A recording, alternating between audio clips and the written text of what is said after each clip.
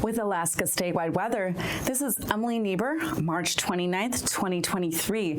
You can reach us at 1-855-937-4977, weather.gov/Alaska, or at nws.ar.tvweather@noaa.gov.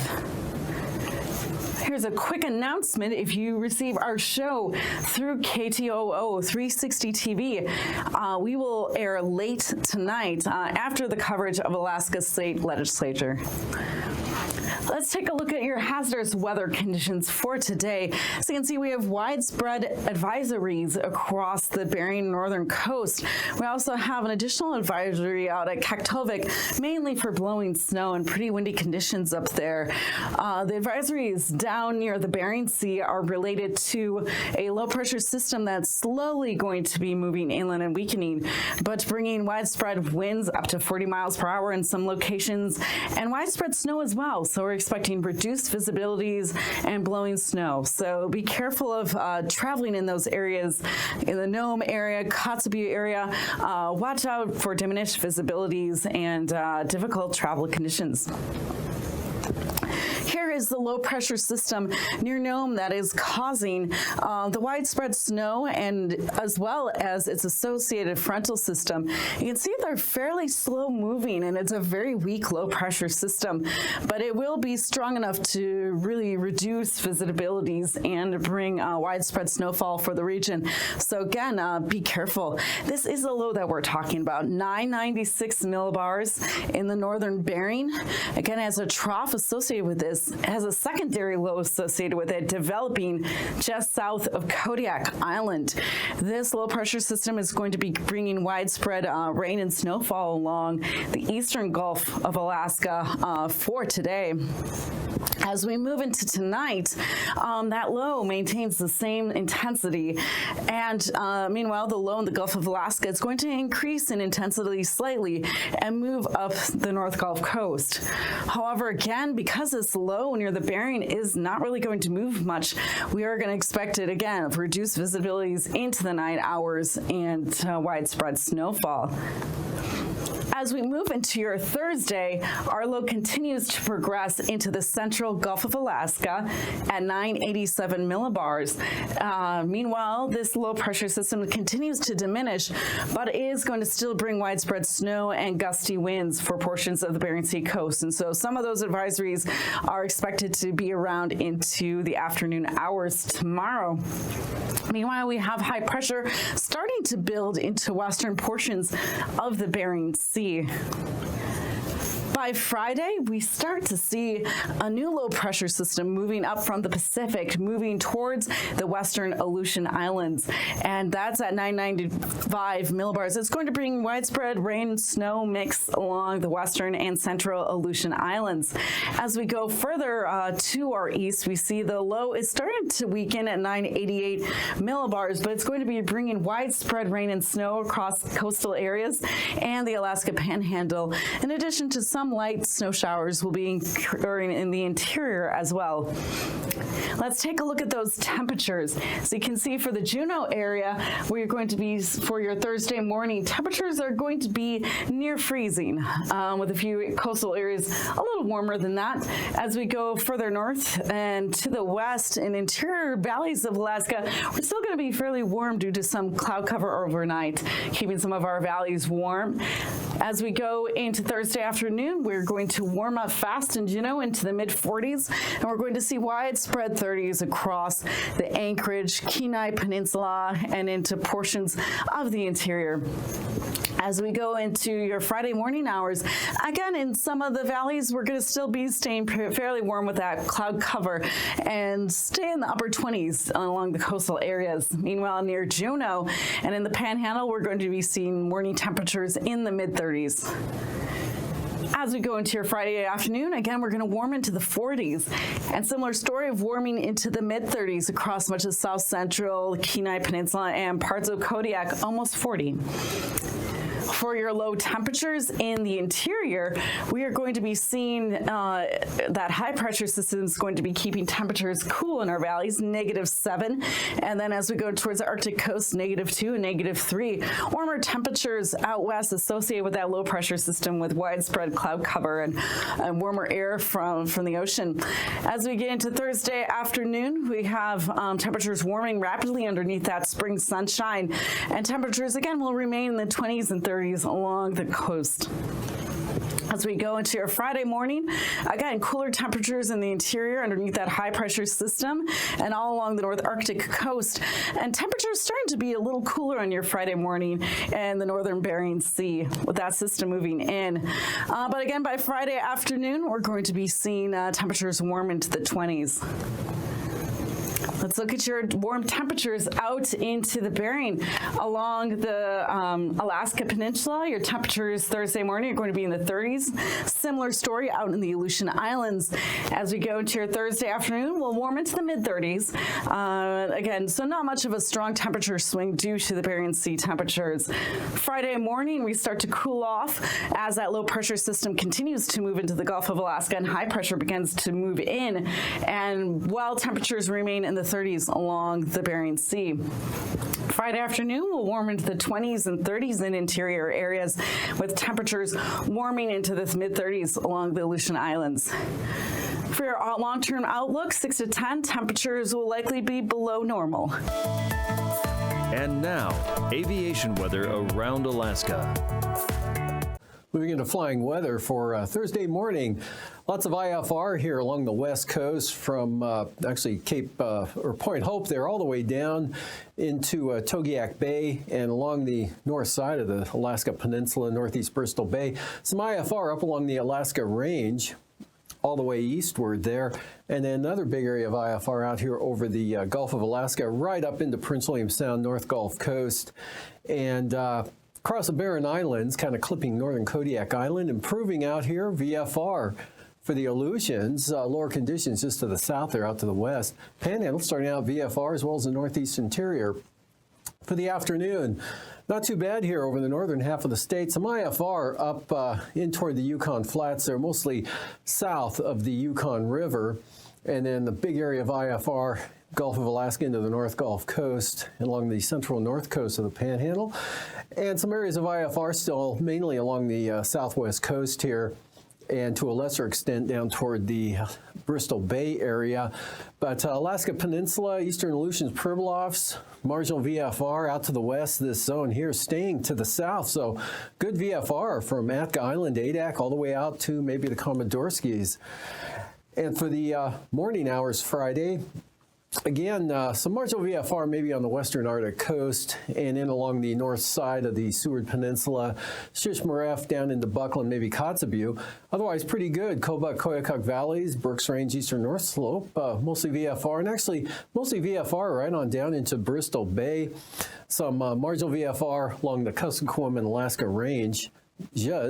And along the north side of the Alaska Peninsula, but pretty good out over the Bering Sea. This area of lower conditions finally edging up toward the Adak Atka area and to the west. A lot of IFR here in the Gulf of Alaska. Still some IFR over the eastern interior and the eastern panhandle. Then for the afternoon, mostly just marginal VFR over interior Alaska with some areas of VFR, especially Cook Inlet, Matanuska Valley, Susitna Valley, Kodiak Island, Prince William Sound. Not bad on the west coast here. Some IFR for the western Arctic coast and the Gulf of Alaska on up into the northern panhandle. And now IFR becoming a little more widespread out over the western Aleutians with the Bering Sea. Not too bad at all. Some marginal VFR and some pretty good areas of VFR, especially along the west coast here through the Bering Strait. passes tomorrow. Anatuvik and Adigan optimistically both VFR the entire day. Lake Clark and Merrill, lowest conditions early on, slowly improving from IFR to marginal VFR into the afternoon. That same trend good for rainy as well. Windy, same thing. Lowest conditions early on, becoming marginal VFR during the day. IFR mostly on the southern approach and a little bit better to the north. Isabel, marginal VFR. And Mintasta, marginal VFR becoming IFR, a little bit of an increase in the moisture there in the afternoon. Tanita, IFR the entire day on Thursday. And for Portage, looks pretty low as well. IFR, sure thing there, especially on the eastern entrance.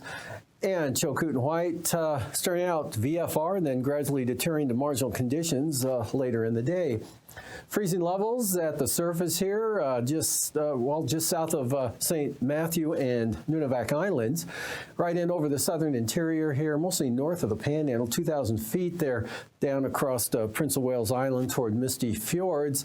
Otherwise, 2,000 feet south of the Aleutians. So moving on to the icing chart, showing some areas of isolated moderate rime icing here, or mixed rime, over the western interior to the western Alaska Range, and another big area here over the Panhandle, right on up into the North Gulf Coast and extending northward there, almost up to the Yukon River there, Eagle in those areas, 40-mile country down into the Copper River Basin.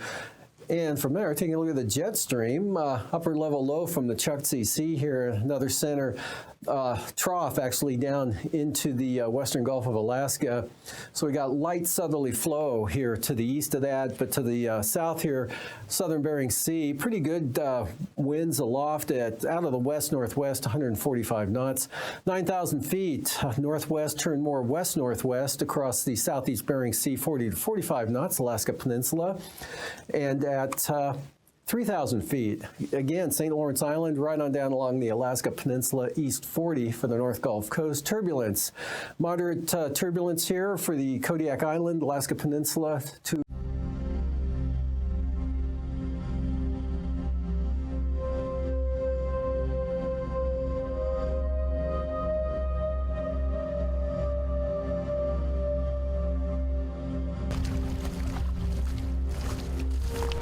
When I first started working here in the early 90s, this is where the glacier was. I mean, where we're walking right now would have been a pile of gravel that had been pushed up by the glacier, and then we would have had 100 to 200 foot high cliffs of ice right here. And as you can see, that's changed quite a bit.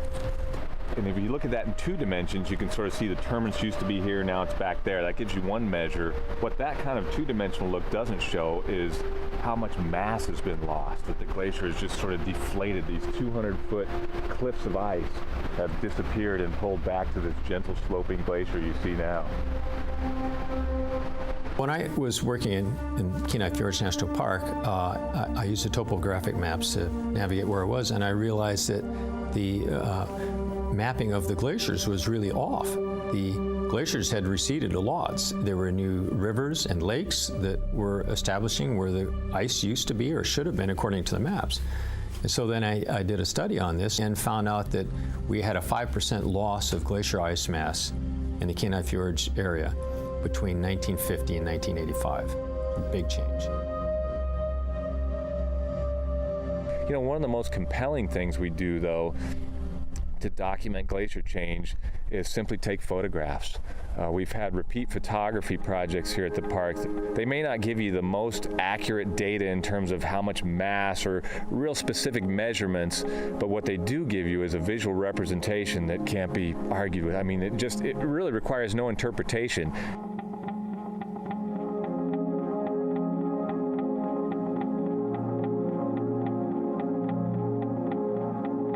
Understanding what's happening, understanding these processes, and possibly being able to predict what's going to happen in the future is the best that we can do, and that requires science and research.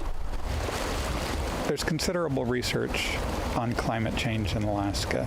The most significant, I would say right now, is the Natural Resources Inventory and Monitoring Program, which is looking at change across a wide variety of vital signs or indicators. Kenai Fjords National Park is actually a pretty good representation of what's going on globally with regards to glacier ice retreat. There have been studies showing that mountain glaciers are retreating all over the planet. There are probably well over 90% of the glaciers are in retreat status. There are a few that are advancing, and some are holding, their terminus point. But the Kenai Fjords, the tidewater glaciers are retreating more dramatically, but even the land-based glaciers in the terminus positions are retreating. It's pretty common for all the mountain glaciers. The big mountain glaciers in Wrangell St. Elias National Park, they're mostly in retreat too. We're really entering an interesting phase where what we call the cryosphere, the ice on the planet, is melting.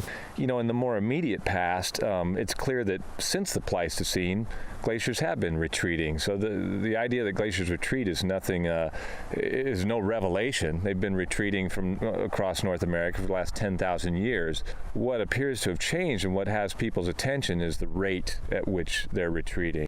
In the case of Exit Glacier, you know, we have scientists who've been looking at it. We have evidence that the glaciers left behind, where we can track that retreat for about the last 200 years, and we can say with confidence that in the last decade, that rate has increased. Terminus mapping is a great way to map a small portion of the ice field. We come out twice a year and we use a GPS to walk the edge of the terminus and map the farthest extent of Exit Glacier. And that allows us to see what type of changes are occurring over the winter accumulation period and the summer ablation period. With that data, that can help us as we witness these changes within the ice field, we can hopefully be able to correlate that with the weather data that we have. You know, when you look at an ice field that's 750 square miles, when you look at a glacier that towers hundreds of feet high, you get a sense of permanence. You think these things are massive, they're somehow a permanent sort of feature, and yet in a very short period of time, in a matter of a couple of decades, we've seen dramatic change in those things. At Exit Glacier, we have a time-lapse camera set up on the glacier that allows us to take a couple of photos every single day, and then to put that sequence of photos into a video where we can see changes of the glacier and the vegetation phenology throughout an entire year. Virtually all the glaciers in Alaska are receding. Some glaciers are moving forward. That's not an indication that they're actually growing in size. It's just the rate at which they're slipping down the mountain. In some cases, some of these glaciers are receding back up onto land, and so they're producing less ice. When you change the glacier systems, you're changing habitat for marine mammals and other wildlife. And the populations of harbor seals have dropped dramatically in the fjords. In 1980, shortly after the establishment of the park, in Eilach Bay, we had maybe 1,500 harbor seals. Nowadays, you know, it's a few hundred. In Arctic environments, much of the sunlight that reaches the Earth bounces back because it hits snow and reflects off into space, or ice on the ocean and reflects off into space. That's the albedo effect. When the snow thaws and instead you have rock or vegetation, or when the ice thaws and you have transparent ocean, the sunlight will convert to other wavelengths that'll convert essentially to warmth. That does not bounce back into the atmosphere as much. So consequently, you get a warming of the ocean, you get a warming of the ground, you get a thawing of frozen soils or permafrost, you get a more rapid thawing of sea ice. So once the ice and once the snow is off of the surface, the rate of warming increases considerably. If you're driving out to Exit Glacier, you'll actually start to see signs along the side of the road that have dates on them. Visitors sometimes are confused. They think they're elevations or something until they get up to the glacier and realize, oh, those were all date signs along the road that were telling me when the glacier was there.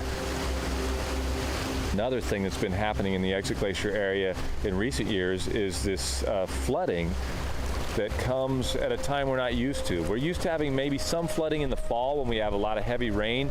This has suddenly been some flooding that's coming in the middle of the summer, usually not associated with precipitation events. It's associated with warmer weather and melting. When you walk down one of our trails that leads to Exit Glacier, there are a number of ways to get out there, but what used to be the main route is is no longer really the main route because of the way the glacier has changed. So this main route to the glacier used to provide dramatic views of the glacier as you walk towards it. In fact, there was a large kiosk built at the end of this trail for people to stop and rest and enjoy the view of the glacier. Now, if they stop and rest at this kiosk, people think, why did the park put a kiosk here? Because it looks out at some shrubs. There's no glacier within view anymore. The way we solve big problems like this is not all at once. There's a thing called the Sokolov's wedges, and you just take a little bite of the pie, one sliver at a time. So we try to do incremental changes. When we talk to people about our concerns about climate change, about the changes that are happening to the glacier, we also want to leave them with some idea of what we're doing to mitigate some of the effects of climate change. For example, here at the park, as we retire vehicles out of our fleet, we try to replace them with electric vehicles or hybrid vehicles. We've done things like at the Glacial Nature Center, helping to sort of experiment and install a cutting-edge fuel cell, as opposed to running some traditional power source out there that relies on some sort of more greenhouse-producing gas. My main hope for the future is that people get the message that the planet is changing fairly rapidly in places, particularly places like Kenai Fjords National Park, and that it is, we think, there's good evidence it's a result of atmospheric changes, which are measured in terms of human inputs into the atmosphere. The rapid rate at which these glaciers are changing now offers us the opportunity to talk about this place as a way of looking into the future.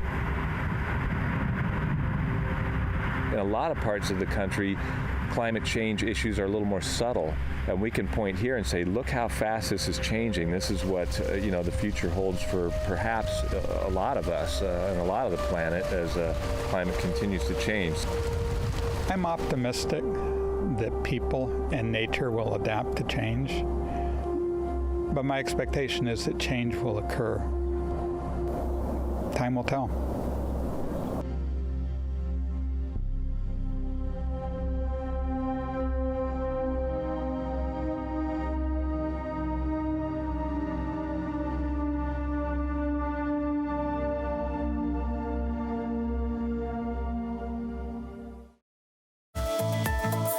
And now, marine weather around Alaska. Thank you for joining us on the marine portion of this broadcast. First, we're going to take a look at your sea ice coverage. You can see we have widespread sea ice still in the Chukchi Sea as well as in the northern Bering. As we go further south, the sea ice edge continues to slowly retreat from the St. Paul and St. George Island areas, as well as in the Bristol Bay area. We're slowly losing sea ice for this time of year. As you can see, as we go out into our Juneau area, our Thursday marine forecast, we're going to be seeing very calm conditions in interior areas. Again, waves up to maybe 3 feet. Again, fairly sheltered winds up to 10 knots and varying in direction by your channel. As we go out into the Gulf of Alaska, a low pressure system will be causing a low level jet with gusts up to 40 knots, especially in northern areas, and waves up between 5 to 9 feet in along eastern areas. As we move into your Friday, the winds will increase with winds up to 10 knots and waves up to 8 feet near Ketchikan. We're also looking up winds up to 15 knots coming out near Skagway. As we go into your Gulf of Alaska, we can see we have for Friday winds of up to 20 knots and waves again in the 9-foot area. For your central Gulf Coast, you can see Prince William Sound will remain fairly sheltered for Thursday with winds of 15 knots, waves up to 3 feet. Along the northern Gulf Coast, we have winds up to 30 knots and waves up to 9 feet. And we can also see we have some outflow winds in the Homer area, just north of Kodiak Island, waves up to 5 feet. In those channeled areas, we're going to be seeing winds increase even more substantially for your Friday, with winds up to 40 knots, well into that gale category, and waves ranging from 10 to 15 feet as you go into the Gulf of Alaska. Prince William Sound, again, remains fairly sheltered, but as soon as you come into the Gulf areas, again, waves 5 to 6 feet and winds up to 20 knots. As we move towards the Alaska Peninsula, considering Bristol Bay on Thursday, we're looking at winds that are almost gale force. We're sitting at 30 feet, waves 8 to 10 feet. As we go on to the Pacific side, we see winds 30 knots, waves 6 to 8 feet. For Friday, winds diminish, but we're still looking at a few areas of 30 knots, but waves 8 to 9 feet. On the Pacific side, we see some gale force winds of 35 knots and some waves 6 feet. For Thursday, marine forecast, looking at the eastern Aleutian Islands, again, we're going to start out with 20 knots, 15 knots, waves up to 8 feet. Even calmer as we go into the western Bering. Near Shemya, winds 10 knots variable, waves 5 feet. Friday, that changes. You can see we have a low pressure system begins to move into the area. So we're starting to see gale force winds near Shemya for your Friday, with waves up to 13 and in some areas 12 feet. As we go into the central Aleutians, we have winds of 20 knots, waves of 8 feet. As we move north towards the ice edge, you can see on Thursday, we have winds of 30 knots and waves up to 9 feet. As we go up into the ice edge, we have northerly winds 25 knots and 10 knots near Nome. For Friday, we're looking at 25 knots near the ice edge and 8-foot waves near the ice edge, and winds more from the west and 25 knots as we move up again northwards towards Nome. In the Chukchi Sea coastline, we're looking at northerly winds 15 to 25 knots for your Thursday, with gustier winds along the North Arctic coast up to 40 knots near Kaktovik. As we move into Friday, we'll see a slight diminution in winds, 10 to 20 knots on the Chukchi coast, and winds also diminishing near Kaktovik towards 35 knots.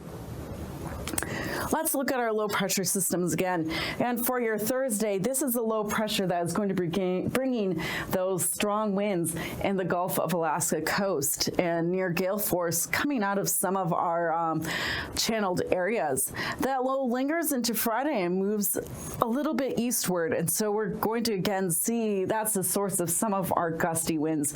Meanwhile, here is that low pressure system that I was talking about that is going to be moving towards Shemya, towards the western and central Aleutian Islands, and bring gale force winds for them for your Friday. These forecasts are for planning purposes only. Call 1-800-WX-BRIEF for a formal pre-flight briefing. Always file a flight plan before you go flying. The U.S. Coast Guard Auxiliary urges you to leave a float plan with a friend or the harbor master before you go boating.